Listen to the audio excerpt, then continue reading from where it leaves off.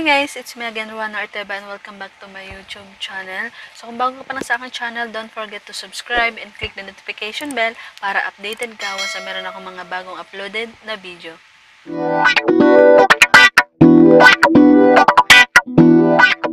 So guys, unang-una guys, ang i-share ko ngayong video is yung, alam mo yung guys, yung makita mo yung mga pinagpuyatan mo, yung pinaghirapan mo guys. So, yung nakaraan kasi is nakasahod tayo ng malaki-laki.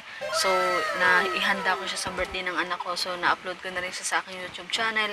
And then, yung dati kong computer desktop, table is na-upgrade na siya. So, gumanda-ganda siya konti guys. As in, mas maganda naman siya before. And then, yung damitan namin na dating laging sabog.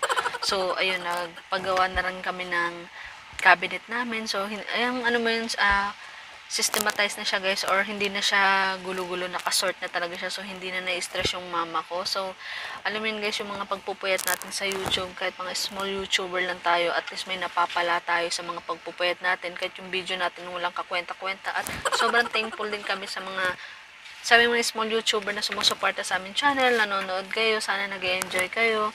So, yun lang guys. Unang-una guys, hindi madali yung pag-YouTube kasi unang-una mag-iisip ka ng mga content. So, hindi naman tayo kasikatan. Hindi talaga tayo sikat. Sino ba namang manonood sa atin, 'di ba? Hindi kagaya ng mga sikat na mga artista na or sikat na mga vlogger. Kahit ano na yung gawin nila is matik, meron na silang viewers. Unlike sa atin, paghihirapan pa natin.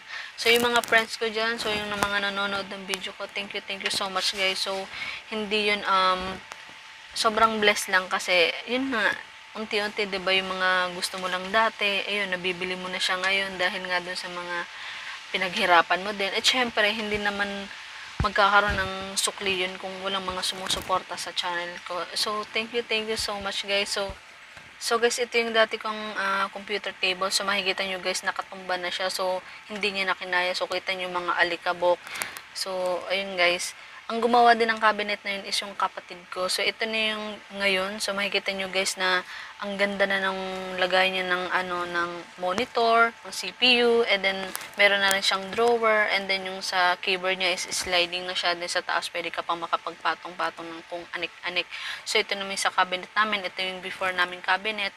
And then, ito na yung ginawa rin ng kapatid ko. So, bless kaming magpamilya kasi meron kaming mga magkakapatid na talented. So, kaya nilang bumuo ng bahay, pati yung gamit sa bahay. Oo, kung gusto nyo magpagawa guys, just PM me. May presyohan namang maganda doon. Oo. So, ito siya guys, makikita nyo, ang ganda na ng papintuwa, no? Diba? Tuwan-tuwa si mother. Ayan, may pahanger na rin yung mga damit. So, nakikita ko naman na masaya naman yung mama ko. So, syempre, lahat naman gagawin natin, maging masaya yung magulang natin, diba? So, habang buhay pa sila, iparanas natin, iparamdaman naman natin sa kanila na yung pasasalamat nung binuhay nila tayo.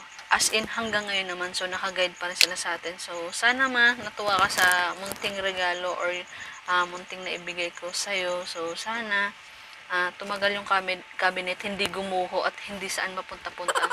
Charot! So, gusto ko rin mag-thank you, super thank you sa kapatid ko. So, kahit na hindi ko man nasuklian yung effort mo, konti lang yung nakuha mo dun sa pera na binigay ko sa pagpapagawa ng cabinet at saka computer table. So, thank you so much. Thank you, brother Herson S. Abetria. So, malapit ka ng ikasal. Ako rin yung magbibideo sa'yo. Sige, ako na cameraman, libre na. Ako na bahala, no? So, yun na yung pa-thank you ko sa'yo. Thank you sa lahat-lahat. So, sa paggabay mo sa magkakapatid kay mama. So, yung pagtatrabaho mo, hindi masusuklian talaga. So, isang napakalaking nasisinok pa ako. Isang napakalaking utang ng loob. So, thank you kasi nagkaroon kami ng kapatid na katulad mo. So, sana sa kasal mo, magkaanak ka agad. Charot lang. Kasi parang gusto pa ni mama makakita pa ng isang apo. So, ikaw, kung gusto mo na makita yung lahi mo. So guys, kung nagustuhan mo itong video na to guys, don't forget to subscribe and click the notification bell para updated ka sa meron ako mga bagong uploaded na video.